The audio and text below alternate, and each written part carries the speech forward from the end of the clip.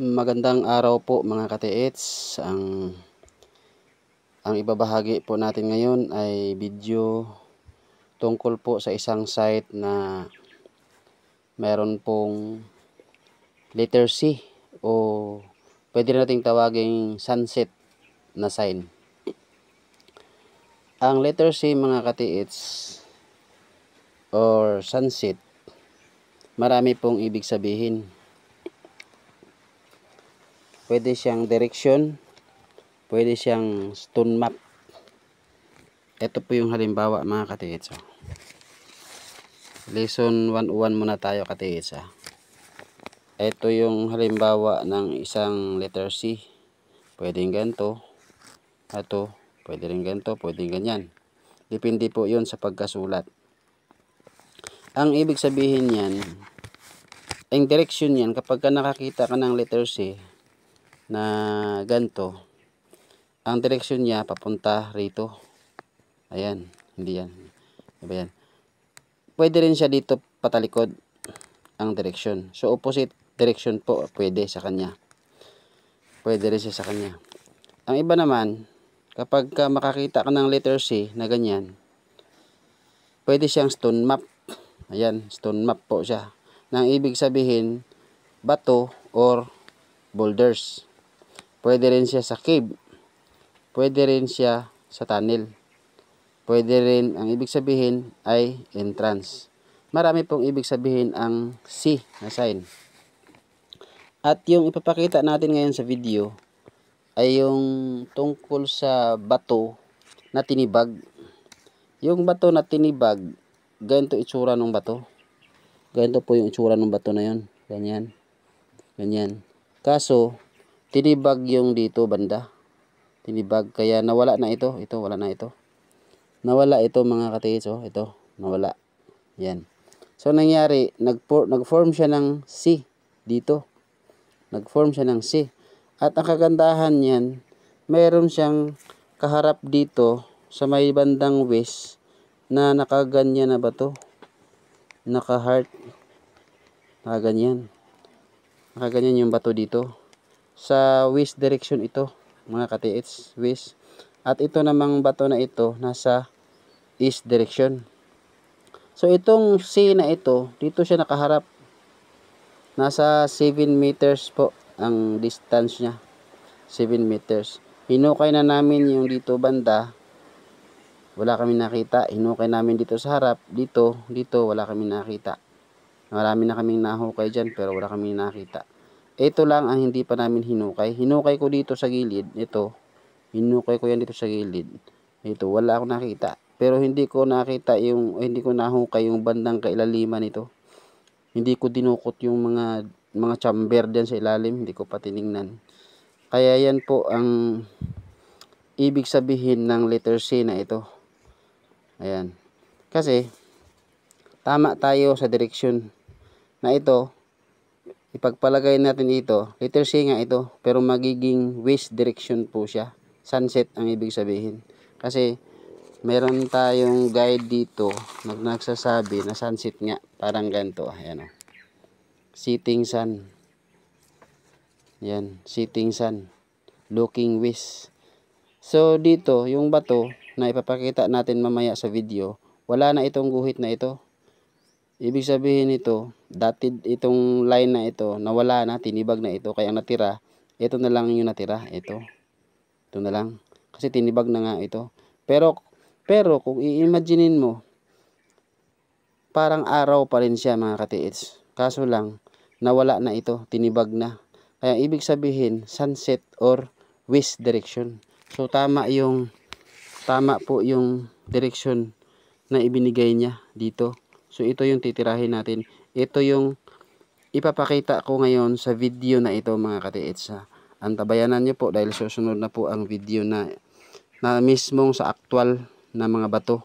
Papakita po namin sa inyo kung gaano katotoo at kayo na po ang humusga kung ano po yung masasabi nyo tungkol sa bato na tinibag or chinisil para magmukhang letter C. Antabayanan nyo po mga ka-TH. Ito po mga ka-TH ang isang marka sa mga individual soldiers na tinatawag na Stas Treasure. Tingnan niyo po yung isang bato na ito. Halatang chinisil po yan. Ito po, marka ng guhit na marka ng chisil yan. Yan, katiits. Ito. Mga halata po na talagang ginalaw na po yung bato. Bilang sign. Pinag-iisa lang po yan, katiits. Yan po. Kung titingnan natin dito, ayan o. Yan, halatang halata na ginalaw talaga yung bato. Kasi kung hindi po yan ginalaw, katiits, ay ganito po yung ano niyan. Ganyan po yung hugis niya dapat. Kaso ginalaw siya at ginawang sign. At ayan po, ganyan po kalaki yung bato na yan. Hindi yan nagagalaw ng 3 or 4 na tao. Kaya lang yan nagkaganyan ang itsura kasi sinikwat namin yan. 4 kami katao na nagsikwat yan at pinagulong yan namin dito sa baba. Dito yan nakikita, katiis yan. Dito yan galing oh. Ayan. Yung 2 poste na yan. Yung pinutol ko na maliit na poste. Na tinusok ko. Yan. Yan galing, katiis. Pinagulong lang namin dito. Kasi hinukay nga namin yan dyan sa itaas. Yan po yung mga hukay namin, katiis. Yan. Yan yung hukay namin. At doon meron din kami hukay doon. Sa tabi ng bato mismo.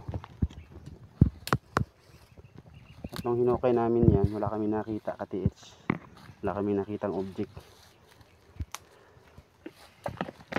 At nung nilokit ko yan, dinetect ko yung lugar sa aking locator na bago. Ito yung tinuro. Ito. Ayan, itong bato na ito. Malaki ito. Tsaka kung papansinin natin, katiits, ayan na. Finishin ko lang konti. Ayan, hugis puso po yan. Ayan. Ayan, hugis puso po yan. Yan, andito yung buntot. Ito yung buntot, pag ganyan. Yan, pakurba. Tsaka yan. Yan, hugis puso po yan. Dito naglolokit po yung locator ko. Dito sa dulo, dito sa tuktok. Yan po. Pinaikutan namin yan dito ng hukay. Yan. Pinaikutan namin yan. Kami po naghukay niyan. Yan. Wala kami nakita. Kaso hindi namin nasagad yan ilalim. At hindi namin nakita yung bandang ilalim nito. Baka tinakpan lang nito yung item. Kasi nga dito nga siya umiikot. Ayan. Yan. Dito umiikot yung locator ko. Sa sentro talaga nitong bato na ito. Kaya ang plano namin dito, sikwatin namin to. Ilaglag namin dito sa falls kasi mayroon itong maliit na meron itong maliit na falls dito. Ayan sa baba oh. Ayan. Yan po, katiits oh. Ayan. Ano yan? Busay po yan na maliit.